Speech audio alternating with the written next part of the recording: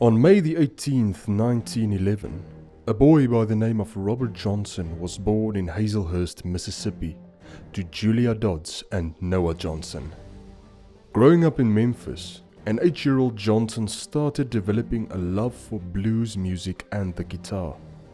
Although Robert was known to be an excellent harmonica player from a young age, he was exceptionally bad at playing or even learning the guitar.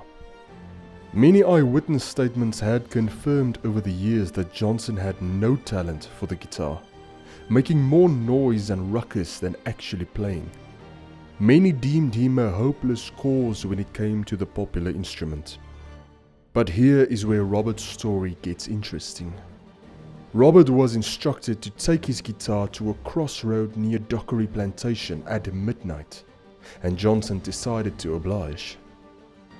At midnight, a dark figure appeared to Johnson, took his guitar, tuned it, played a couple of songs, and handed back his guitar to him.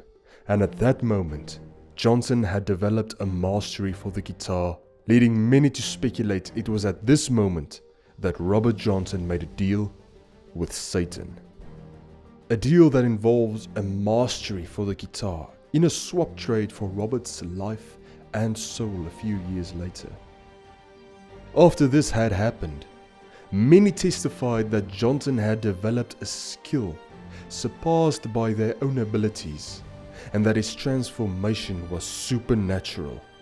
Robert passed away a few years later in 1938 at the age of 27 due to unknown circumstances. Some believed that he died of a disease, where others believed he was even killed. This leads us to the question at hand. Can someone make a deal with Satan or even sell his or her soul to the fallen angel?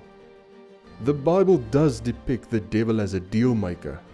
However, it's just that he is shown attempting to make deals with God himself as opposed to mere mortals.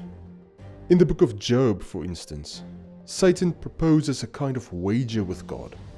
If God would allow Satan to cause great suffering for Job, Satan argues, Job would surely curse God to his face. The devil attempts to make a deal with Jesus at the end of his 40 days of fasting in the wilderness. These are examples that we read about in the Bible of Satan trying to make deals. However, we know what influence Satan can have through the practice of idolatry and witchcraft. When we practice witchcraft, we do not only worship Satan and his demons, but we give him a way into our spiritual and physical lives. Satan has power to alter spiritual and physical things around us if we are not under the protection of Jesus. So yes, Robert Johnson could have struck a deal with Satan on that faithful evening in return for his life and soul. But what we must remember is that God has total authority over our spiritual and physical world.